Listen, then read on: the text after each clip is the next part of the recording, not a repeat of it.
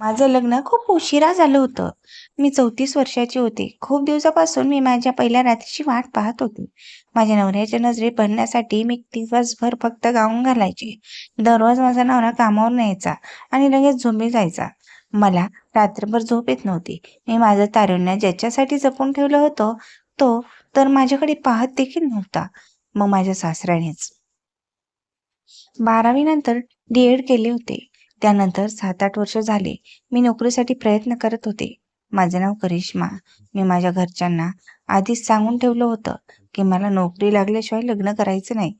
चांगले चांगले पाहुणे येऊन गेले होते, पण मी नकार देत होता. काही दिवसांनी तर माझ्या घरचे म्हणत होते की आता करिश्मा आयुष्यभर अशीच राहील. असेच प्रयत्न करता करता अचानक मला शाळेवर शिक्षिका म्हणून नोकरी लागली.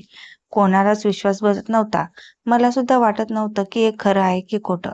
माझं वय जवळजवळ 34 वर्ष पूर्ण झालं होतं. मी जेव्हा कॉलेजमध्ये होते तेव्हा प्रत्येक तरुण मुलगा माझ्याकडे बघितल्याशिवाय पुढे जात नव्हता. पण आता असं झालं होतं की 50 वर्षाचा अंकल सुद्धा माझ्याकडे बघत नव्हता. माझ्या मामाचा मुलगा सारखा मला चिडवायचा की करिश्मा आता तुझ्यात रस राहिला नाही. मामाच्या घरी गेल्यावर तर तो मला खूपच परेशान करत होता. कसला रस असतो कोणास ठाऊक. एके दिवशी तो मला असंच म्हणाला, "करिश्मा आता तुझ्यात रस नाही." मला खूपच राग आला, म्हणून मी त्याच्यासमोर माझा पंजाबी ड्रेस काढून फेकून दिला. तेव्हा घरात कोणीच नव्हते. सर्वजण एका नातेवाईकाच्या कार्यक्रमाला गेले होते. मला पाहून तर तो चक्कर येऊन पडला. मी म्हणाले, "संतोष, काय झालं?" मी एक प्याला पाणी त्याच्या तोंडावर शिपडले. तरी पण तो उठत नव्हता. मग माझं लक्ष माझ्या छातीकडे गेलं. एवढी मोठी 20 किलोची माझी छाती पाहून मला सुद्धा विचित्र वाटलं आणि मला खूप हसू देखील आलं. बरोबर आहे ना, एवढा मोठा रस पाहिल्यावर कोणीही चक्कर येऊन पडणार. या संतोषला असंच पाहिजे असं म्हणून मी घरातला एक टी-शर्ट घातला. मला नोकरी लागल्यामुळे लग्नासाठी मुलगा पाहण्याची तयारी चालू होती. मामाच्या मुलाबरोबर मी लग्न केलं असतं, पण तो माझ्यापेक्षा 10 वर्षांनी लहान होता. फक्त 24 वर्षाचा होता. मला तो अडवायचा, पण खूप लहान मुलासारखा करायचा. म्हणून मला त्याचा खूप राग येत होता. त्या दिवसापासून त्याने मला चिडवायचं बंद केलं होतं. मी तर त्याची चांगली जिरवली होती. आता संतोष कोणी नसताना माझ्याजवळ कधीच थांबत नव्हता. त्याला पळताना पाहून मला खूप हसू येत होतं. त्यानंतर 8 दिवसातच मला एक स्थळ आलं. तो मुलगा शेतकरी होता. जवळजवळ 50 एकर शेती त्याच्या घरी होती. वर्षाला लाखो उच्च उत्पन्न निघत होतं. दिसायला बऱ्यापैकी होता. आम्ही दोघांनी एकमेकांना पसंत केला आणि त्यांच्याबरोबर माझं लग्न झालं. त्याचं नाव संग्राम आहे. आम्ही दोघं सारख्याच वयाचे होतो. त्याच्या घरचे तर नको म्हणत होते, पण त्याला मी आवडले होते. म्हणून त्यांनी वयाचा विचार केलाच नाही. सर्व काही कार्यक्रम पार पडले, पण अजून आमची पहिली रात्र राहिली होती बहुतेक. बहुतेक माझ्या नवऱ्याला खूपच जास्त काम पडत होते, म्हणून तो रात्री आला की लगेच झोपायचा. गेली 17 वर्षापासून माझा जीव पहिल्या रात्रीसाठी तळमळत होता. 10वी पासून तर स्वतःवर खूप कंट्रोल केलं होतं. मी कधीच कोणत्या मुलाकडे वाकड्या नजरेने पाहिलं नव्हतं. मी माझं तारुण्य फक्त माझ्या नवऱ्यासाठी साचून ठेवलं होतं आणि हा तर रात्री आला की लगेच झोपी जात होता. माझी एवढी मोठी 20 किलोची आवडून छाती आणि माझं हे सौंदर्य रूप काय कामाचं. असेच 2 महिने उलटून गेले होते. असंच एका दिवशी शेतामध्ये विहिरीचे उद्घाटन होतं. विहिरीचे बांधकाम पूर्ण झालं होतं, म्हणून सगळे शेतात गेले होते. मी घरातच सकाळचं काम आटपून डबा घेऊन मला शेतात जायचं होतं. काम खूप असल्यामुळे अजून माझी अंघोळ राहिली होती. शाळेला आज मी सुट्टी घेतली होती. मी स्थळ शाळा जवळ आहे, मुलाकडे चांगली जमीन आहे म्हणूनच तर पसंत केलं होतं. पण मुलगा पाहायला आल्यानंतर थोडंच त्याची चड्डी काढून कोणी पाहतं का? माझा नवरा माझ्यासोबत अजून झोपला नाही. हे कोणाला सांगू हेच मला कळत नव्हतं. आता अपमान होईल म्हणून मी गप्प बसले होते. रात्री माझा नवरा घरी आल्यावर हेच मला किती वेळा विचारावे वाटले होते. मग परत वाटलं की त्यांना वाईट वाटेल, म्हणून मी काहीच बोलले नव्हते. काम झाल्यानंतर मी अंघोळीला गेले. मी आज पक्का निर्धार केला होता की आज आमची पहिली रात्र झालीच पाहिजे. मी सुगंधित साबण माझ्या सर्व अंगावर चोळून चोळून लावत होते. माझी भली मोठी वाढलेली साबण लावताना मलाच उचलत नव्हते. अंघोळ करताना मी विचार करत होते की दुसरा कोणी असता तर आतापर्यंत किती धिंगाणा झाला असता. अचानक मला कोणाच्या तरी पायाचा आवाज आला. मला असं जाणवलं की मला कोणीतरी लपून पाहत आहे. तेवढ्यात माझ्या अंगावर काटाच फुटला. मी अंघोळ करताना काहीच घालत नव्हते. अशा अवस्थेत मला कोणी पाहिले असावा याचीच मला भीती वाटू लागली. मग मी बाथरूमचा थोडा दरवाजा उघडला आणि बाजूबाजूला पाहिले. कोणीच नव्हते. पण मला पक्क माहित होतं की मला कोणीतरी पाहिलं आहे. त्यानंतर मी डबा घेऊन रानात गेले. सासूबाई म्हणाली की खूप उशीर केलास. जर लवकर यायचं कळत नाही का? सर्वांना भुका लागल्या असतील. मी म्हणाले, माफ करा सासूबाई. तसं मला सासूबाईचा खूप राग येत होता, पण मी त्यांची इज्जत राखत होते. माझा सासरा खूप आनंदी असायचा. तो कधीच कोणाला वाईट बोलत नव्हता. त्याचा स्वभाव खूप चांगला होता. दिवसभर रानात थांबून मला कंटाळा आला होता. पण आज रात्री मी माझ्या नवऱ्याला सोडणार नव्हते. रात्री घरी आल्यानंतर जेवण झाले. माझा नवरा संग्राम कंटाळून झोपू लागला. तेव्हा मी अंगावर फक्त गाऊन घालून आले होते. दुसरं काहीच घातलं नव्हतं. नुसता गाऊन घातला होता. माझं हातून सगळं मोकळंच होतं. मी जाणून बुजून त्याच्यासमोर जोरजोराने चालायचे. नवऱ्याचं लक्ष वेधून घ्यावा म्हणून अधूनमधून कमरेपर्यंत गाऊन हाताने वर करायचे. पण तरी देखील माझा नवरा गाढ झोपी गेला. मला तर खूपच राग आला होता. घरात सर्व झोपी गेले होते. मी एकटीच जागी होते. अशावर तरी राग काढावा म्हणून मी धान्य ठेवण्याच्या रूममध्ये गेले आणि तिथे गव्हाच्या भरलेल्या पोत्यावर जोरजोराने लाथाबुक्क्या मारू लागले. बाजूला कोपऱ्यात मला एक गाडगे दिसले. मी जोरात त्याला पायाने ढकलले. आता मला वाटलं मातीचं गाडगं फुटलं तर, पण सुदैवाने ते फुटले नाही. माझा राग थोडा शांत आला. मी तो मोकळा माठ उचलला तेव्हा मला त्यातून काहीतरी बाहेर पडलेले दिसले. त्या कशाच्या तरी गोळ्या होत्या. मी तशाच त्या माठामध्ये भरल्या, बहुतेक सासूबाईंच्या असतील. मग मी परत माझ्या रूममध्ये जाऊन लागले. पण तेवढ्यात माझ्या लक्षात आले की गोळ्या तर एकमेकात मिसळलेल्या आहेत. सकाळी सासूबाईंनी खाल्लं तर त्यांना कळेल की कोणती खायची. म्हणून मी परत गाडग्याजवळ गेले आणि नीट पाहू लागले. इंग्लिशमध्ये लिहिलेलं होतं. मलाही कळलं नाही म्हणून मी गुगलवर मराठी ट्रान्सलेट करून गोळ्याचं नाव सर्च केलं. पाहते तर काहीतरी विचित्रच. गुगलवरची ती माहिती वाचून मला खूप मोठा धक्का बसला. कारण गुगल दाखवत होतं की या गोळ्या पुरुषांची ताकद कमी करण्यासाठी होत्या. त्यात लिहिलेलं होतं की ही गोळी खाल्ली की पुरुष रात्री कंटाळून लगेच झोपी जाणार. रक्तभिसरण कमी करण्याच्या गोळ्या पण त्यात होत्या. मी एक शिक्षिका असल्यामुळे प्रत्येक गोष्टीची पडताळणी करण्याचा माझा स्वभाव होता. माझं तर डोकं बंद पडलं. मी गोळ्या माठात भरल्या आणि परत निघाले. पण अचानक एक शंका माझ्या मनात आली. माझ्या सासूबाई या गोळ्या त्यांच्या मुलाला तर खायला देत नसतील ना? त्यामुळेच तर संग्राम लगेच झोपी जातो. ही शंका माझ्या मनात येताच मला तर घाम फुटला होता. एक आई आपल्या मुलाला असं का करेल? हा देखील विचार माझ्या मनात आला. बहुतेक सून म्हणून मी माझ्या सासूबाईला आवडत नसावा. तशी सासूबाई मला सारखं घालून पाडून बोलत होती. हा विचार आता सारखाच माझ्या मनात फिरू लागला. मला कळत नव्हतं की काय करावं. त्यानंतर असेच 2-3 दिवस होऊन गेले. जवळजवळ 6 महिने झाले होते. आमच्यात तर एकदा सुद्धा काही झालं नव्हतं. प्रत्येक रात्र येत होती आणि तशीच निघून जात होती. मग मी एके दिवशी माझी मैत्रीण सुप्रियाला फोन केला आणि माझ्या मनातलं सर्व काही तिला सांगितलं.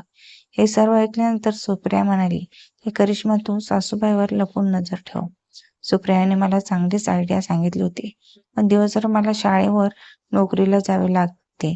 पण नेमकं मी सासूबाईवर नजर कशी ठेवू हेच मला कळत नव्हतं. रात्रभर जागून मी एक युक्ती काढली.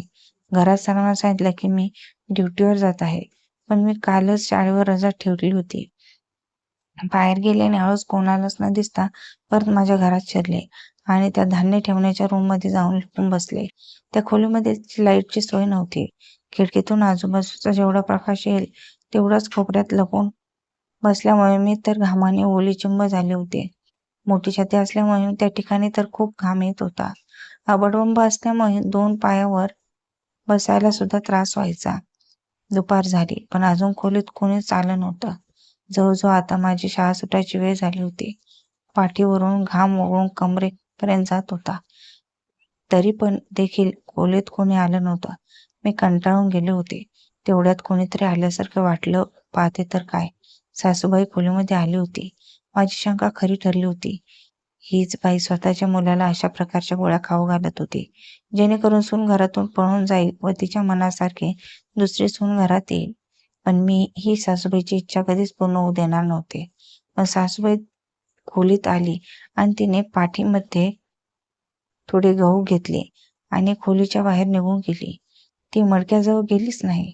मला सासूबाईचा व्हिडिओ बनवायचा होता, कारण हे सर्व सासूबाईचं कारस्थान मला तिच्या मुलाला दाखवायचं होतं. त्यासाठी काहीतरी पुरावा पाहिजे होता, नाहीतर माझा बैल माझ्यावर विश्वास कसा ठेवेल. आजचा दिवस तर फुकट गेल्यासारखा वाटला, म्हणून मी कोपऱ्यातून बाहेर निघाले. बाहेर जाणार तेवढ्यात मला परत पायाचा आवाज आला.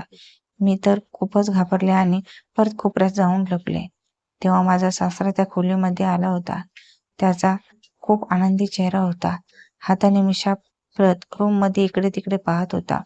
माझा सासरा खूप चांगला होता, म्हणून मला त्याच्याविषयी कधीच मनात काही वाईट येत नव्हतं. मी त्याचा आदर करायचे. तो प्रत्येक वेळी मला म्हणायचा की करिश्मा बेटा, जास्त दगदग करू नकोस, आजारी पडशील. सासरे माझी खूप काळजी घेत होते, पण मी त्याच्यासमोर बाहेर येऊ शकत नव्हते. ते म्हणाले असते की तू अशी का लपली आहेस, म्हणून मी सासरी खोलीतून जाण्याची वाट पाहत होते. पण काही क्षणात मी असलं विचित्र दृश्य पाहिलं की मला माझ्या डोळ्यावर विश्वास बसत नव्हता. जे विचार मी कधीच केलाच नव्हता ते मी डोळ्यांनी पाहत होते. माझा सासरा त्या माठाजवळ गेला.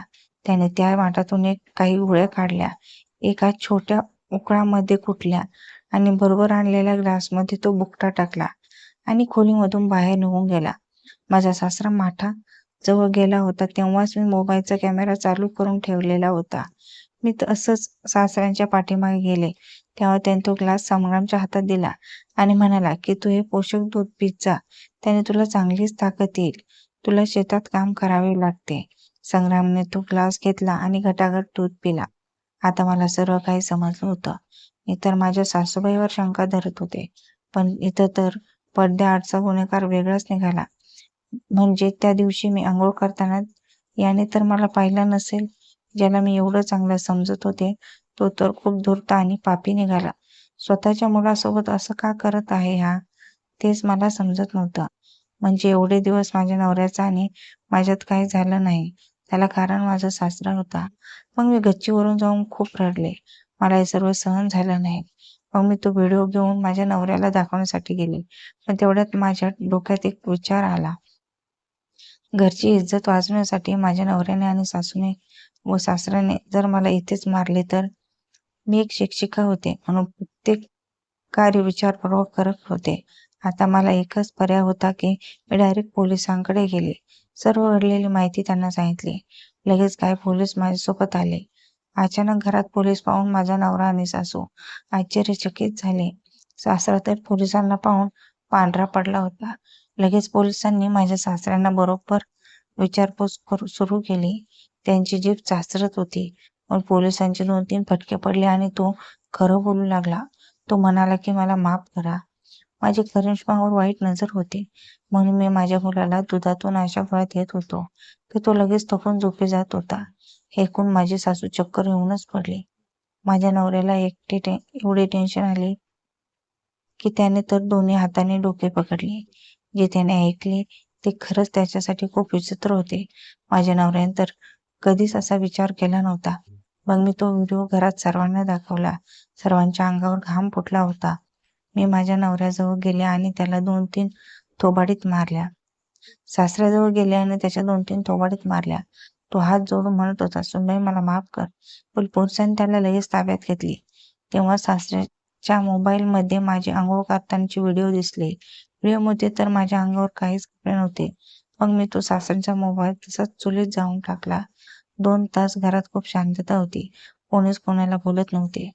थोड्या वेळाने पोलिसांकडून मला माहिती समजली की तुमचा नवरा संग्रामची याआधी देखील एक लग्न झाले होते आणि त्याची पहिली बायको अचानक घर सोडून शेजारच्या टपरीवाल्या मुलाबरोबर पळून गेली होती. तेव्हा देखील माझ्या सासऱ्याने माझ्या नवऱ्याला अशाच प्रकारच्या गोळ्या दिल्या होत्या. पण तिथेही त्याला जे पाहिजे ते भेटले नाही, म्हणून तो आता माझ्यावर ट्राय करत होता. म्हणून तर तो मला जाळ्यात फसवायचा प्रयत्न करत होता. हे ऐकल्यानंतर तर मला खूप वाईट वाटलं. वरवर चांगली दिसणारी माणसं आतून किती खराब असतात. पाण्यात राहणारी मगर किती गरीब दिसते, पण जवळ गेले की लगेच खाऊन टाकते. तसंच माझं झालं होतं. मग थोड्या वेळाने माझा नवरा माझ्याजवळ आला आणि म्हणाला, का करिश्मा, तू हे बरोबर केलं नाहीस. उगीच आपली आता समाजात इज्जत जाईल. सर्व लोक काय म्हणतील? मग मी त्याला म्हणाले, की माझ्या इज्जत आबरूपेक्षा तुम्हाला लोकांचं पडलं आहे. माझी काळजी करण्याचं सोडून तुम्ही कुटुंबाची नाचक्की होईल याची चिंता करत होता. आता मला त्या कुटुंबाचा खूप राग येत होता.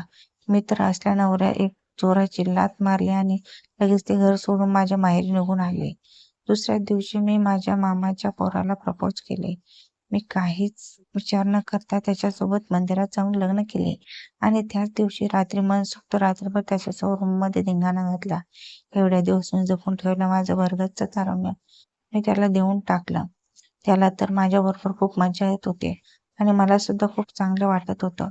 माझ्या मामाचा मुलगा आधीच माझ्यावर प्रेम करत होता, पण तो लहान मुलांसारखा वागत होता म्हणून मी त्याला सोडून दुसऱ्याबरोबर लग्न केलं होतं. पण शेवटी तो माझ्या आयुष्यात आलाच. माझ्या पहिल्या नवऱ्याला सोडण्याचं कारण म्हणजे तो माझं मन समजून घेत नव्हता. त्याला माझं मान आत्मा काहीच वाटत नव्हता.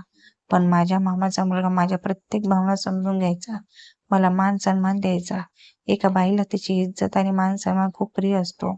माझा मित्र आणि मैत्रिणींनो, करिश्माने जे पाऊल उचलले ते योग्य आहे का? जीवन जगत असताना प्रत्येकाजवळ वेळ खूप कमी असतो. असे प्रत्येकाचे निर्णय तात्काळ घ्यावे लागतात, नाहीतर आयुष्य वाया जात असते. जे करिश्माने केलं ते माझ्या नजरेत तर योग्य होतं. जर तुम्हाला ही कथा आवडली असेल तर चॅनलला सबस्क्राईब करा आणि कमेंट्स करून सांगा ही कथा कशी आवडली तुम्हाला. धन्यवाद. मस्त झालं. कसं झालं? बस संपलंय.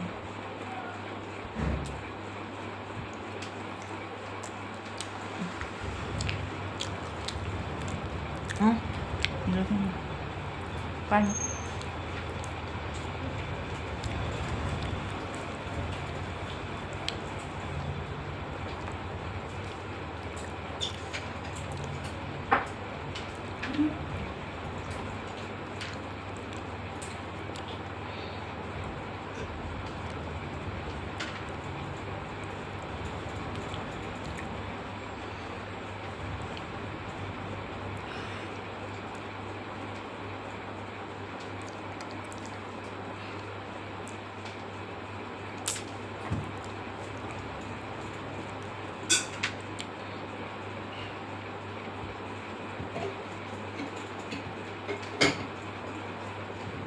पाणी